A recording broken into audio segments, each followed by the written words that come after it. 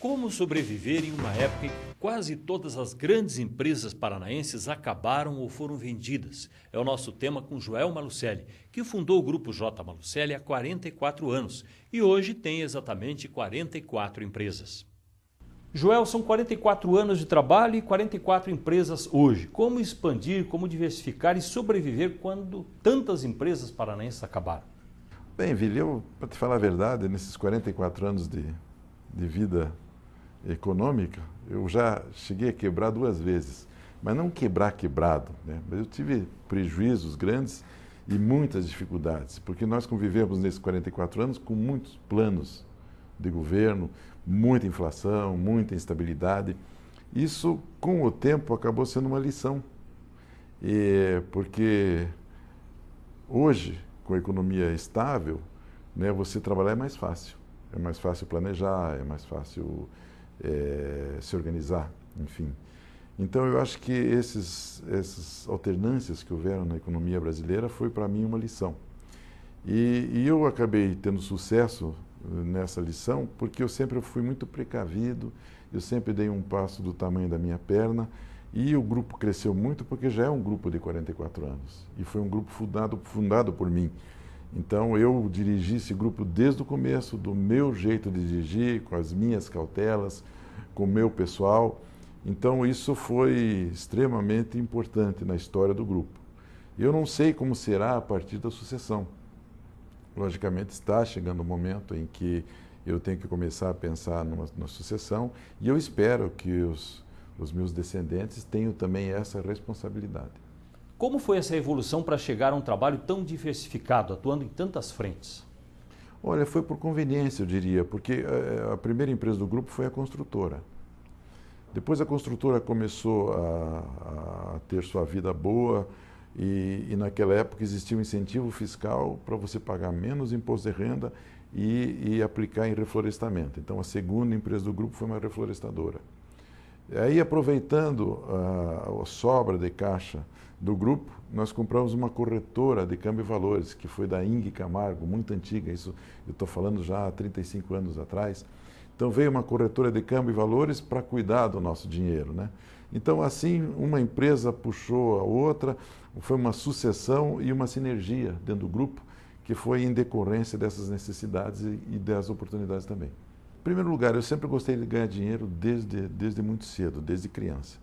E aí eu fui o primeiro dos primos a debandar da família, porque meu pai, juntamente com 3 irmãos, tinha uma pequena indústria madeireira, e nós éramos em 4 irmãos, mais 8 primos, e era muita gente para uma empresa só.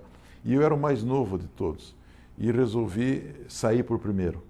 Né, eu cheguei para o meu tio e disse, olha tio, eu acho que aqui não tem lugar para todo mundo, eu vou tratar da minha vida. E naquela oportunidade fiz 2 concursos públicos, um para o Banco do Brasil e outro para a Copel. E aí passei nos 2 concursos, passei no concurso da Copel e do Banco do Brasil. No Banco do Brasil queria me mandar para o Umuarama, naquela época, e eu optei em ficar trabalhando aqui pela Copel. Fiquei 1 ano na Copel quando apareceu um tio abençoado que mora em São Paulo e que se ofereceu a ser avalista do primeiro trator. Então eu fui na Paraná Equipamentos, comprei uma pá carregadeira 955, e para pagar em 10 vezes, e esse meu tio avalizou. E felizmente ele não precisou pagar nenhuma prestação. Eu, com muito sacrifício na época, aluguei essa máquina lá para a construtora Isfer e fui morar num lugar chamado Barra Feia, entre São Mateus do Sul e União da Vitória, e lá eu trabalhei de operador dessa máquina. E quando eu terminei o primeiro dia de trabalho da máquina, que fui somar 12 horas de trabalho, pelo preço que era a hora da máquina, eu senti que eu ia ficar rico, porque era muito mais do que eu passava o mês inteiro para ganhar como salário da Copel. E aí eu vi a oportunidade. Aí eu me agarrei na oportunidade e, graças a Deus, com muita ajuda de Deus, eu cheguei onde eu cheguei hoje. Ali começou a empreiteira, então? Exatamente, com a primeira pá carregadeira, depois veio o irrigador, que era com que eu abastecia a máquina, veio o primeiro caminhão, o primeiro trator D8, e aí foi uma escalada sempre de progresso. De tantas áreas diferentes em que o seu grupo atua, o que é hoje que realmente tem dado retorno financeiro, que mostra uma grande expansão? Olha, Evile, hoje se equivalem mais ou menos à área de seguros, porque nós temos a seguradora, a resseguradora, que é a primeira resseguradora do país. A nossa seguradora é a primeira em seguro-garantia do país. Então, a seguradora, a construtora, que é a construtora da maior obra do Paraná, que é da usina hidrelétrica de Mauá, o banco, são as maiores. E agora a área de energia está se tornando também uma das grandes. Nós estamos investindo muito na área de energia. Nós, para você ter uma ideia, nós já temos, hoje a Caixa Econômica Federal entrou como nossa associada, com 40% do capital de energia. Hoje nós estamos desenvolvendo vários projetos no Brasil inteiro. Já temos usina termoelétrica funcionando em São Paulo, temos usinas hidrelétricas funcionando em Goiás. Agora, no último leilão da ANEEL, nós tivemos a felicidade de ganharmos 1.450 quilômetros de construção de linha de transmissão. Ganhamos 96 torres de energia eólica no estado do Rio Grande do Norte, em Natal. Enfim, a área de energia é a coqueluche do momento, é onde nós acreditamos que existe a maior oportunidade, a maior chance momentânea do país, realmente é essa área. De que forma apareceu a oportunidade do tratamento de lixo, em que a empresa já está atuando hoje no Rio de Janeiro, tem participação em São Paulo e em outras cidades? São oportunidades porque é um ramo embrionário, está começando agora no Brasil, o aproveitamento do lixo. Nós praticamente somos os pioneiros, porque nós fazemos essa exploração lá no Rio de Janeiro, com o lixo do Gramacho, que é o segundo maior lixão do Brasil. Estamos tendo muito sucesso. De lá nós estamos produzindo gás, vendendo para a Petrobras. Então é realmente o futuro. Como também uma necessidade mundial brasileira, essencialmente, nós estamos também nos dedicando a isso e aproveitando a oportunidade. Tanto é que nós estamos concorrendo com a reciclagem aqui em Curitiba. Somos, por enquanto, o melhor preço é o nosso, é o preço mais baixo. Por condição digital, nós estamos em litígio aí com a Prefeitura, mas esperamos que a Justiça nos dê ganho de causa, porque nós estamos realmente com o melhor preço. Estamos assinando um contrato com Itajaí, com a Prefeitura de Itajaí, em Santa Catarina, também para aproveitamento do lixo.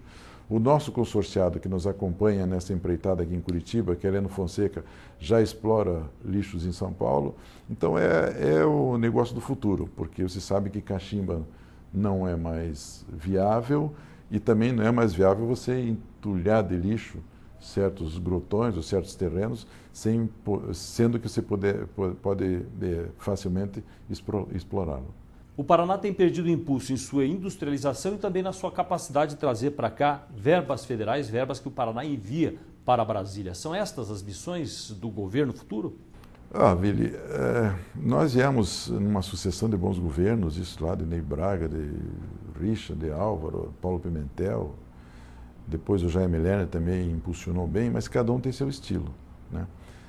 Os 8 anos de governo do Requião foram bons, mas não foram excepcionais, porque faltaram grandes obras e grandes investimentos. Agora, também o setor público também carece, às vezes, de maior potencial de arrecadação e uma série de coisas. O Paraná, eu sempre falei, já isso há mais de 10 anos, que nós teríamos que caminhar para ultrapassarmos o Rio Grande do Sul. E oscilamos várias vezes economicamente com essa possibilidade. Eu acho que agora a gente perdeu um pouco esse embalo, apesar da nossa agricultura estar vindo muito forte. Mas o Paraná, estrategicamente muito bem colocado, é um estado de origem com descendência europeia, com uma mão de obra excepcional. Então eu acho que o Paraná poderia ter avançado mais do que está hoje. A minha cabeça é a cabeça de administrador. E normalmente a cabeça do governador é uma cabeça de político. Como administrador, eu fico imaginando que nós tínhamos, sabe, o Paraná não poderia deixar de ter, quem sabe, um processo de correias transportadoras ou de granoduto que saísse aqui da refinaria da Araucária, que fosse a Paranaguá. Eu vou para o litoral do Paraná, eu não me conformo com as coisas que eu vejo lá. Não existia um contorno de matinhos, o acesso ao ferribote está há 50 anos do mesmo jeito. Você entra nas balsas do ferribote, diz da ISO 9000, e são verdadeiras favelas flutuantes, uma coisa horrorosa. E você não ter uma pavimentação até Guaraqueçaba.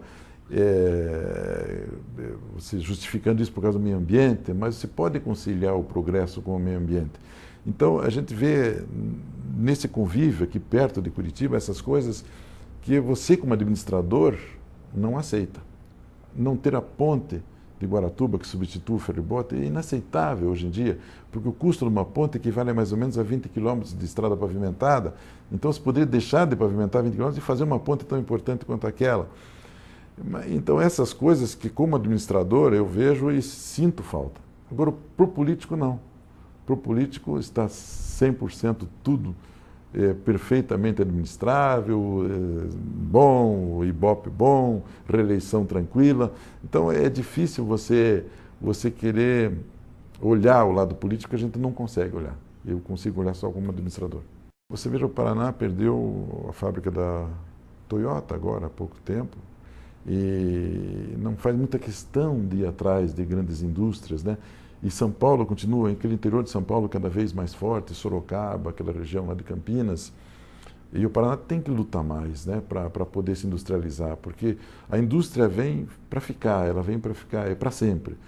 A agricultura tem suas frustrações, né? Então eu acho que a indústria quem sabe, é mais importante que a agricultura para a obtenção de empregos. A agricultura é sazonal, a indústria não. Então, meus olhos mais voltados à industrialização do que à própria agricultura. Que quadro você vê na disputa pelo governo do nosso estado em outubro? Olha, hoje, sem dúvida, o Beto Richa é o candidato preferido. Logicamente, ele deverá concorrer com o Osmar Dias e com o Pessutti. O Osmar, eu acho que está um pouco parado, sinceramente, eu acho que se ele realmente for candidato, ou pretende ser candidato, ele deve ir mais para a mídia, ele tem que aparecer um pouco mais, o que a Dilma está fazendo nesse momento e com muito sucesso. E o Pessutão vai surpreender, porque eles têm a oportunidade de governar por 9 meses. O João Elísio foi uma prova de que em 9 meses pode se fazer muitas coisas. E eu acho que o Pessutti vai chegar no final do mandato dele com um bom Ibope. E certamente ele vai ser o definidor do vencedor, porque ele pode ser a balança, né? Então o quadro que eu enxergo é esse. Não vejo aí outras candidaturas, eu vejo que nesses 3 que as atenções vão estar voltadas. E para o Senado, você acha que nós podemos ter alguma surpresa nessa situação em que há 2 vagas em disputa? Pode, porque o quadro não está definido. Nós temos o Ricardo Barros, que é muito forte, o seu Gustavo Fruit-Saí como candidato é um candidato fortíssimo. O Requião está numa situação muito cômoda, ele deve ter lá seus 35% de votação garantida, porque o interior, as cidades pequenas, ele é muito forte. A Gleisi também, grudada com Dilma, vai ser uma candidata muito forte. O Abelardo Lupion também tem seu desejo e o João Elísio. Então é um quadro ainda que está por se definir, mas será um quadro muito interessante que poderá, sem dúvida nenhuma, trazer alguma surpresa. Você já foi convidado várias vezes para participar da política paranaense, inclusive como suplente ao Senado. Foi um bom negócio não ter entrado na política e ter o foco nas empresas? Foi muito melhor. Mas é que quando você começa a ter uma posição mais especial na sociedade, aí começam os mais próximos, e a política, você poderia tentar isso, aquilo, aquele outro. E eu, numa certa ocasião, aceitei ser o suplente do Álvaro e felizmente não deu pela coligação. Mas para mim foi bom, sabe? Eu acho que para se meter na política é muito difícil, é uma coisa muito especial, cada vez está mais difícil. E eu estou indo bem com os meus negócios e pretendo mais um pouco ir para os meus negócios. Quem sabe, Vili, depois da aposentadoria, eu tente aí me eleger, tente ser candidato a alguma coisa, mas mais por curiosidade, para saber como é que o teu nome vai ser aceito e para ver se você consegue fazer alguns votinhos. Vamos ao nosso intervalo e voltamos já, conversando com o empresário Joel Malucelli. A seguir ele fala sobre a sucessão em seu grupo e até mesmo sobre a paixão pelo futebol.